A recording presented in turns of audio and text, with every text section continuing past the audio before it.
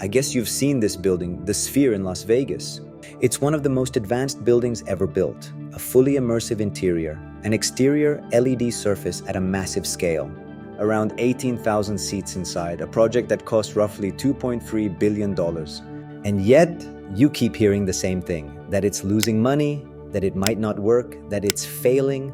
And I understand those stories, they're actually quite valid because they all point to the same issue. The revenue model doesn't work, the costs are too high, the building is not used consistently, and the system was never fully structured from the beginning. So yes, that narrative makes sense. But this is where I see it differently, because this is not just a business problem, this is an architectural problem.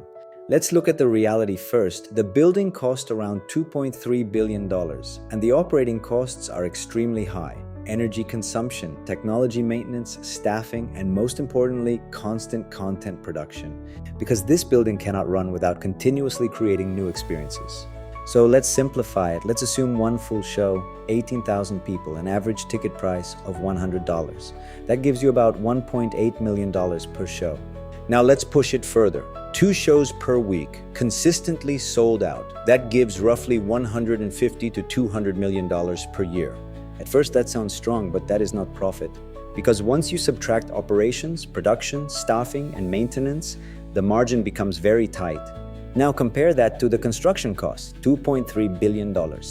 Even in a very optimistic scenario, you are looking at decades just to recover that investment.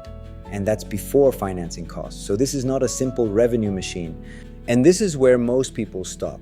They say, it's expensive, it's risky, it's not making enough money.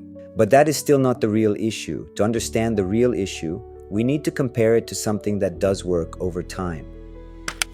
Let's take a stadium, for example, like Allegiant Stadium. This stadium cost around $2 billion. Very similar scale of investment. Now let's go through it carefully. A typical NFL game, around 65,000 people, average ticket price, let's say $150. That gives roughly $10 million per event. Now how many events per year?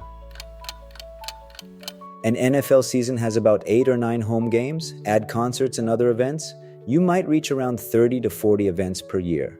So total ticket revenue could reach $300 to $400 million per year. And again, that sounds strong, but just like before, that is not pure profit.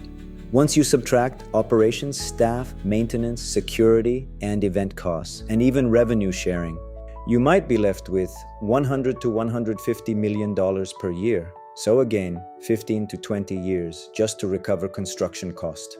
So it shows very clearly, tickets alone do not make a stadium sustainable. But here's the difference. A stadium is not relying only on tickets. It is supported by a structured system. Fans don't decide from zero every time. They already know they are coming back. There is a season. Games are scheduled in advance. Demand is already structured. Then you have media contracts. Like broadcasting deals are signed years ahead. So before a single game is played, a large portion of revenue is already secured. Then you have long-term agreements, luxury suites leased annually, sponsorships, naming rights. All of this creates stability. The building is not waiting for people to decide. The system is already bringing people. Now go back to the Sphere. It does not have that structure. No team, no season, and no guaranteed return cycle. Every show must be created. Every audience must be attracted again. So it depends on continuous attraction, not structured demand. And that is a very different condition. So the real question becomes, if demand is not structured internally, then where does it come from? And this is where architecture becomes critical, because demand can also be supported by context, not just through contracts, but through experience.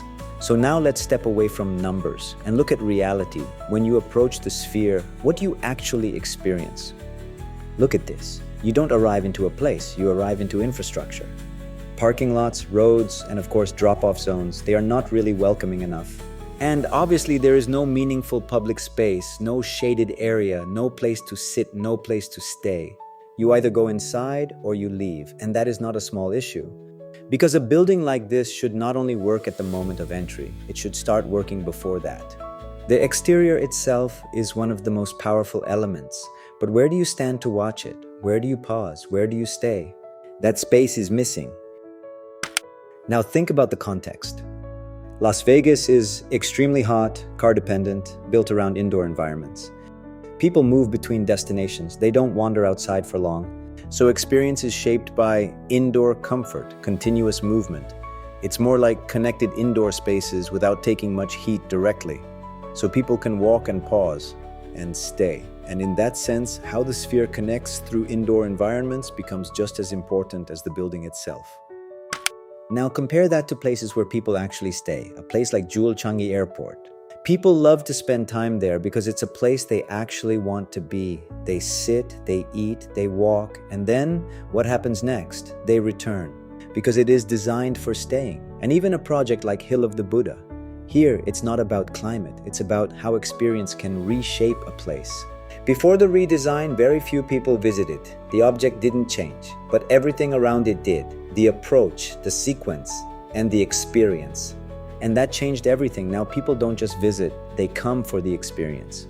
So when we come back to the sphere, the issue is not the building itself. The issue is that the surrounding experience is incomplete.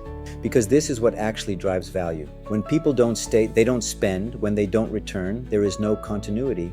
And when there is no continuity, no system can stabilize. So now the question becomes, what could have been done differently? Not at the level of form, but at the level of context. If the design had started from context, the questions would be different. It's not about how do we create the most impressive building, but about how do people experience this place over time. So in this context, even extreme heat, car-driven culture, we still need to remember people will walk. So the design could have included shaded public spaces, indoor environments facing the sphere, places to sit and watch the exterior. Because it's not just about entering the building, it's about the experience before you go inside.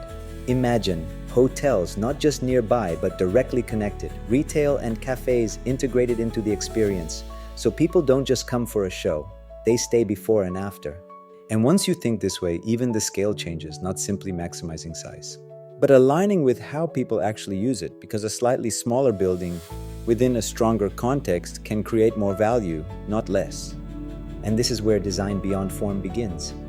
Not from the object, but from context, because context is not just surroundings, it is climate, movement, behavior, time, and much more. And when you start from that, design changes, not just how it looks, but how it works. Because in the end, architecture is not just what we build, it is how people live through it. And that is where real value is created.